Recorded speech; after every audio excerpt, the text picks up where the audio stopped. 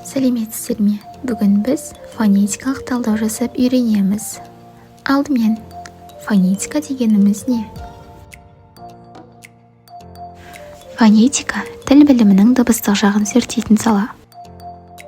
Тілдің дыбыстау мүшелері арқылы айтылып, құлаққа естілетін үн дыбыс деп аталады, ал дыбысты жазу тілінде белгілейтін жарты белгі әріп деп аталады.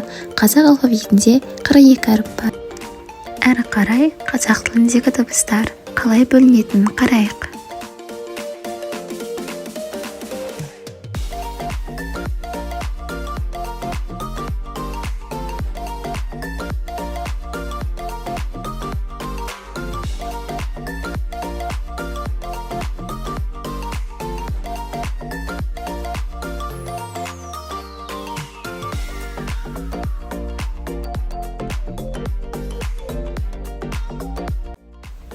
Алайда талдауымызды бастайық.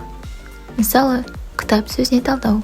Сөз 5 дыбыстан тұрады, 2 дауысты және 3 дауыссыз, және 2 буыннан тұрады.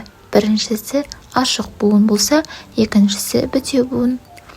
Әрі қарай, кітап сөзіндегі әр әріптің жеке талдауына назар аударайық.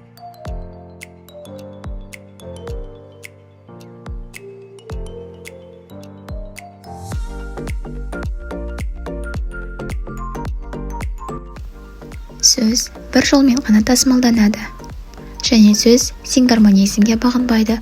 Бұл дегеніміз, сөздің құрамындағы әріптер бірыңғай жіңішке немесе бірыңғай жуан болуына байланысты. Ал бұл жерде бірінші буындағы әріп жіңішке болса, екінші буындағы әріп жуан. Ал қазақ тілі ережесінде сөзге түсетін екпінді табу оңай. Екпін кез келген сөздің соңғы буынындағы дауысты дыбысқа түседі. Видеоны лайк басып, каналға тіркелуді ұмытпаңыздар, және де әрі қарай осындай видеоларды бірінші болып көргілеріңіз келсе, қоңыраушаны басып қойыңыздар.